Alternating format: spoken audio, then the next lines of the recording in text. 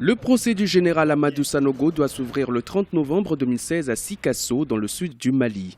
Le chef de l'ancienne junte militaire sera jugé devant les assises pour assassinat et complicité d'assassinat de militaires dont les corps ont été découverts dans un charnier en 2013. Selon le code pénal malien, l'accusé risque la peine de mort s'il est reconnu coupable des faits qui lui sont reprochés. Plusieurs autres personnes comparaîtront au cours de cette session d'assises qui a été délocalisée, notamment pour des motifs de sécurité. L'ouverture de ce procès est comme un soulagement pour les proches des militaires disparus. Pendant 3 ans, nous sommes en train de courir derrière cette procédure et que les victimes soient vraiment rétablies dans leurs droits. Donc si on nous donne une date, cela ne peut que nous réjouir. Nous voulons que les droits de toutes les parties représentées dans ce procès soient respectés. Et nous voulons qu'il y ait un procès juste et équitable.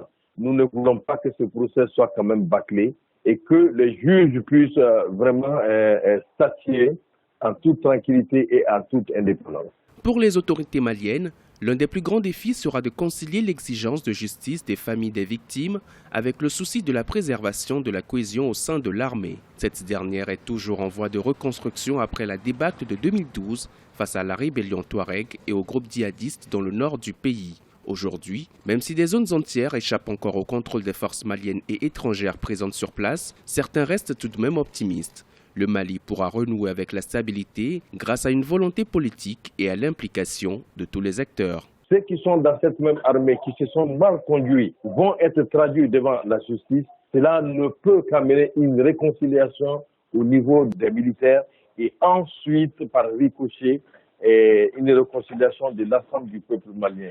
Il est temps qu'on aille à la justice parce qu'on a compris que sans la justice, toute réconciliation qu'on a tentée a été vouée à l'échec. Et la rébellion est devenue récurrente et tous les ans, on voit des groupes de rebelles qui se créent. C'est parce qu'il n'y a jamais eu de justice dans ce pays. En décembre 2013, les corps d'une vingtaine de militaires appartenant à une unité parachutiste de l'armée malienne avaient été retrouvés dans un charnier au quartier du général Sanogo. Aujourd'hui, beaucoup espèrent que le voile sera levé sur cette affaire. Depuis 3 ans, les familles et proches des disparus restent dans l'attente. C'est en décembre 2015 que la chambre d'accusation de la cour d'appel de Bamako avait annoncé le renvoi aux assises des 18 militaires, dont le général Sanogo, cité dans cette affaire.